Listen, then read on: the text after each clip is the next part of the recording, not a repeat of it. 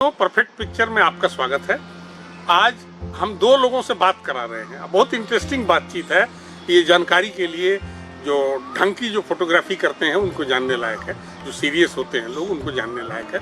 उसमें एक है प्रभास राय, जो एनालॉग कैमरे से लेकर के DSLR तक का बहुत लंबे समय तक उपयोग किया उन्होंने, अच्छे फोटोग्राफर हैं। दूसरे हमारे हैं युवा लेकिन कैमरों के जानकार, और ख़ास तौर से आजकल के जो कैमरे हैं जिसको लेटेस्ट कैमरा बोला जाता है, मिररलेस कैमरा, उसके जानकार रोहित गौतम को। तो हम उनसे पूछने जा रहे हैं कि DSLR में क्या एडवांटेज डिसएडवांटेज उस ज़माने में मिला जब हम एनालॉग से शिफ्ट कर रहे थे, और ये बताएंगे प्रभास राय। और जो दूसरे हमारे साथी हैं रोहित गौतम, वो बताएंगे कि मिररलेस कैमरा क्यों, आखिर क्या वजह है कि मिररलेस लेना चाहिए। तो हम लोग गरीब ही थे। 36 फिल्म, एक रोल में 36 फोटो होती थी, तो एक फोटो खींचने से पहले हम 50 बार सोचते थे कि भाई एक बार शटर दबाएंगे 36 से 35 हो जाएगा, 35 से 34 हो जाएगा, और धीरे धीरे फिल्म खत्म। और ख़त्म होने के बाद फिर उसको प्रोसेस करो, उसमें भी पैसा खर्चा, फिर प्रिंट करो, उसमें भी पैसा खर्चा, तो खर्चा ही खर्चा आता था। लेकिन एक सुविधा एनालॉग कैमरे में हुआ करता था, वो ये था कि एक बार कैमरा का कोई भी बॉडी खरीद लो और कोई भी लेंस ले लो, तो उस जमाने में ये सोच था कि पूरी जिंदगी आपको ये साथ देगा। उस वक्त तो डिजिटल था नहीं, हम जानते ही नहीं थे कि डिजिटल क्या होने वाला है। और सच पूछिए तो वो कैमरा और वो लेंस आज भी उतना ही पावरफुली काम करता है जो 25 साल पहले 20 साल पहले किया करता था। लेकिन आज के डेट पे जब वो स्विच ओवर किए हम लोग, SLR से DSLR बना, तो एडवांटेज तो बहुत हो गया। डार्क रूम नाम का चीज खत्म हो गया, डार्क रूम के बदले व्हाइट रूम बन गया, व्हाइट रूम के मतलब फोटोशॉप हो गया, फिर लाइट रूम हो गया, फलाना ढिमकाना बहुत कुछ हुआ। लेकिन साथ साथ लिमिटेशन भी बढ़ गया। जैसे एक प्रोफेशनल फोटोग्राफर फोटो खींचने से पहले सिर्फ ये देखता था मेरा एक्सपोजर सही है कि नहीं, मेरा डेप्थ ऑफ फील्ड सही है कि नहीं, शार्पनेस सही है कि नहीं। उसको इनलार्जमेंट के लिए सोचना नहीं पड़ता था, वो चाहे 20 इंच 30 इंच का हो या 20 फुट 30 फुट का हो, अगर ये तीनों चीज सही है तो वो एनलार्जमेंट किसी भी साइज में हो सकता था। लेकिन आज के डेट पे हर फोटोग्राफर को फोटो खींचने से पहले ये सोचना पड़ता है कि वो कौन से साइज के लिए वो अपना फोटो खींच रहा है।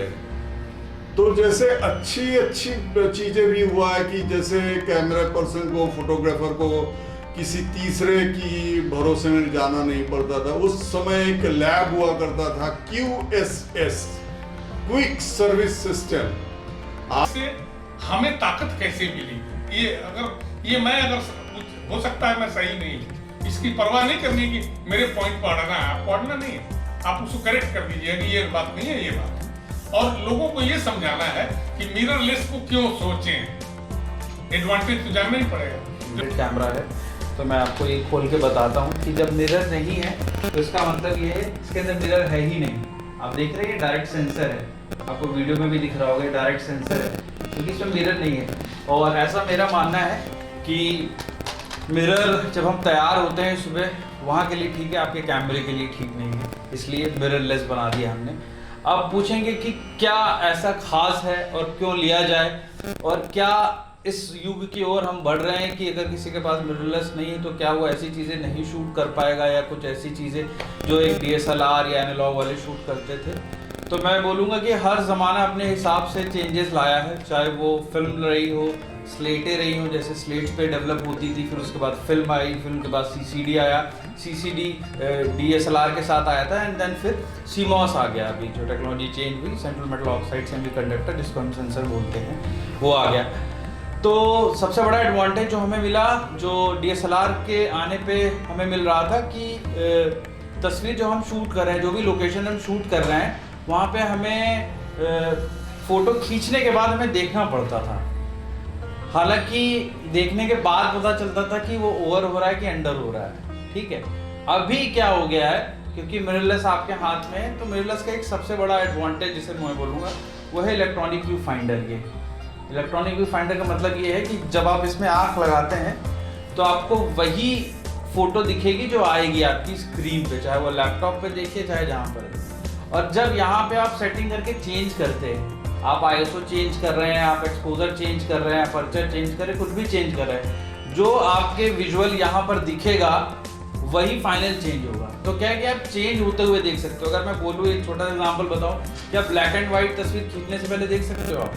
DSLR नहीं देख सकते, मगर इस कैमरे में देख सकते हो आप। उसका विजुअल क्या आएगा, वो क्लासिक लुक कैसा लगता है, क्योंकि शूट करने के बाद कन्वर्ट करता है कैमरा, फोटो खींचने के बाद। और मिररलेस का सबसे बड़ा फायदा है कि इलेक्ट्रॉनिक व्यू फाइंडर में तुरंत दिख जाता है। एक तो बड़ा ये एडवांटेज हो गया।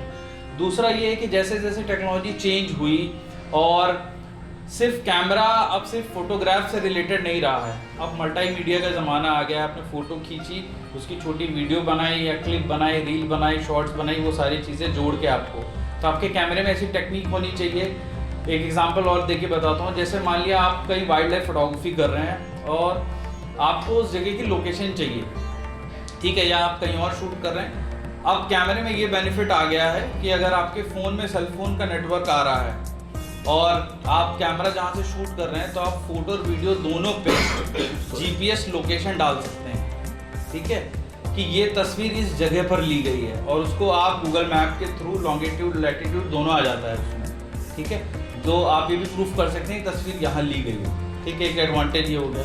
तीसरा ये हो गया कि इतना फास्ट हो गई हैं कुछ चीज़ें कि हमें उस चीज़ को शूट करने के लिए, मोशन शूट करने के लिए आपके कैमरा का जो शटर है वो बहुत ज़्यादा इंपॉर्टेंट होता है। तो आप मान लीजिए कोई चीज़ ऐसी शूट करें जहाँ पे आपको 1/8000 ऑफ द सेकंड शूट कर रहे हैं, जैसे फरारी रेसेस हो गई या XYZ और भी जो बहुत फास्ट मूविंग सब्जेक्ट हो गए, वहाँ पर आपको उस लेवल की शटर स्पीड मिलना, उस लेवल का ISO मिलना, क्योंकि जब 8000 की शटर स्पीड करेंगे आप, तो आप सोचिए आपको किस 1.2 लेंस चाहिए होगा और ISO कितना चाहिए होगा, राइट, 8000 की शटर स्पीड पे।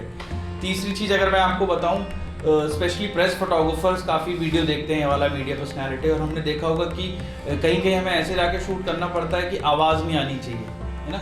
तस्वीर चोर, जैसे कभी कभी सर ने भी बोला है कि हम तस्वीर की चोरी करते हैं, मतलब तस्वीर का मोमेंट की चोरी करते हैं अगर हम बताएं तो इलेक्ट्रॉनिक व्यू फाइंडर का सबसे बड़ा फ़ायदा ये है, इलेक्ट्रॉनिक शटर का फ़ायदा ये है कि आप इस कैमरे से बिना आवाज़ किए फ़ोटो खींच सकते हैं, बिना आवाज़ किए। मतलब आपने एक बटन दबाया, आवाज़ नहीं है तो फ़ोटो खींच जाएगी। चौथा सबसे बड़ा इंपॉर्टेंट ये है कि अगर कैमरा यहाँ पर लगा है और इसमें कार्ड नहीं है अगर, और आपने अपने कैमरे को अपने फ़ोन से कनेक्ट किया, तो भी फ़ोटो खींच सकते हैं आप। बिना कार्ड की फ़ोटो कोई कैमरा नहीं खींच पाएगा, ठीक है, लेकिन ये कैमरा खींच सकता है।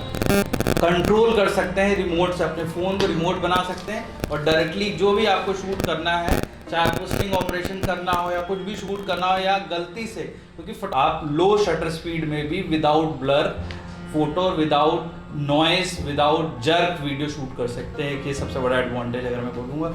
And then again style of working भी डिपेंड करता है, जैसे कि कॉम्पैक्ट हो रही हैं चीज़ें। और फोटोग्राफर के बारे में सबसे मोस्ट इम्पॉर्टेंट बात ये होती है कि जब वो शूट करता है तो जो ये वेट है, वेट ऑफ द कैमरा, आधे घंटे 1 घंटे शूट करने के बाद वो वेट यहाँ नहीं, वो यहाँ पहुँच जाता है। लेकिन मैं इसमें कुछ कहना चाहूँगा जी।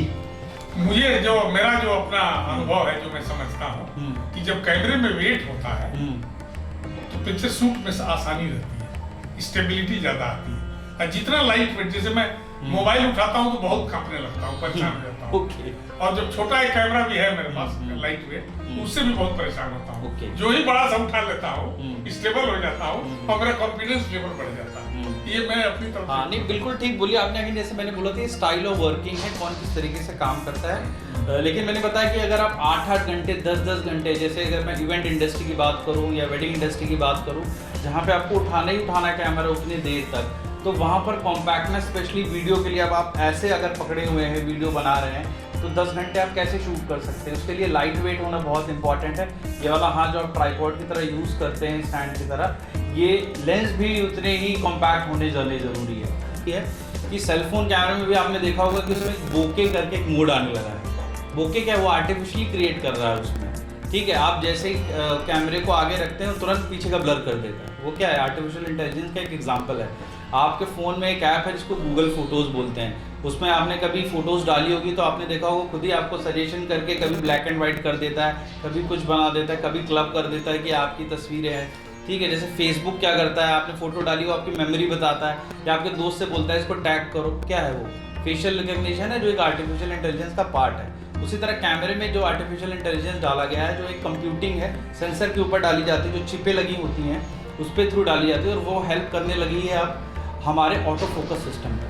कि आपने कोई चीज़ खींची, जिसका एक एग्जांपल मैं आपको बता दूं, आई ऑटो फोकस। अगर आप पोर्ट्रेट मोड पे फोटो खींच रहे हैं मिररलेस में, सोनी में, तो जैसे ही हाफ शटर बटन प्रेस करेंगे कैमरा ऑटोमेटिकली आपकी आई पे तुरंत फोकस करने लगेगा, ठीक है। डबल शोर हो जाएंगे, एक तो फोकस रिकग्निशन है कि आपको तुरंतली कैच कर लेगा, और दूसरा आपकी आई पे। तो जैसे बोला जाता है कि जब भी आप कोई भी फोटो खींचे portrait, you always zoom and check कि भाई आंखें साफ है कि नहीं, तभी तस्वीर साफ होगी।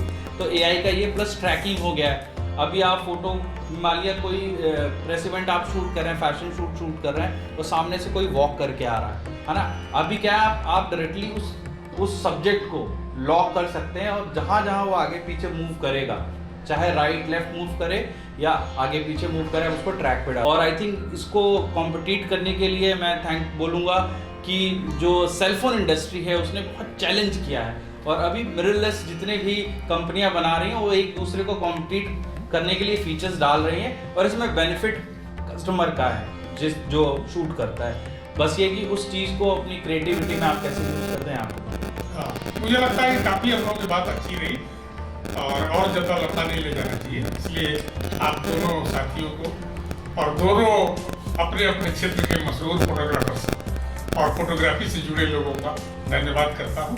नमस्कार। नमस्कार। नमस्कार।